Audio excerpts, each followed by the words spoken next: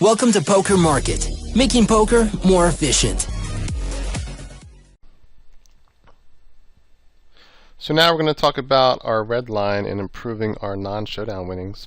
So the title of the video is Winning Half Stacks Without Showdown. So of course, winning without showdown is a very, very important aspect of no limit hold'em.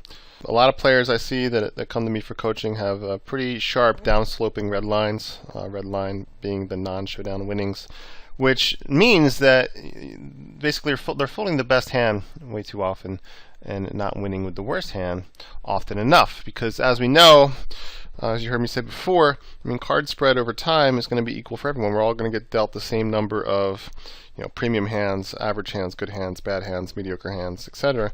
So we all have the same holdings over time, and it's just how you play those holdings, obviously, is going to determine your overall win rate. And what's going to determine your non-showdown winnings is if you are folding the winning hand too often, or if you're not winning enough pots with the worst hand, not taking enough bluff opportunities, etc. So that's what really affects your non-showdown winnings.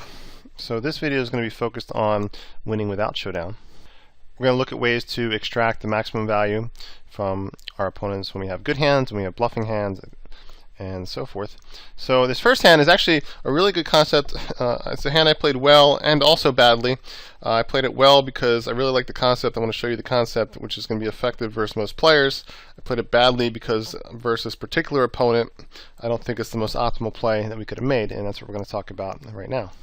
So without looking at the opponent too deeply or kind of ignoring his HUD stats to begin, let's just look at the hand as an overall concept versus an aggressive player.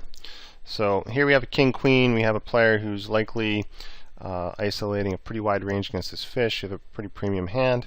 So we decide to 3-bet for value in this case. Now, some players might say, well, don't we want to keep the fish in the hand? Maybe we should flat 45. But really, no. I mean, with king-queen, we're out of position versus a regular on the button.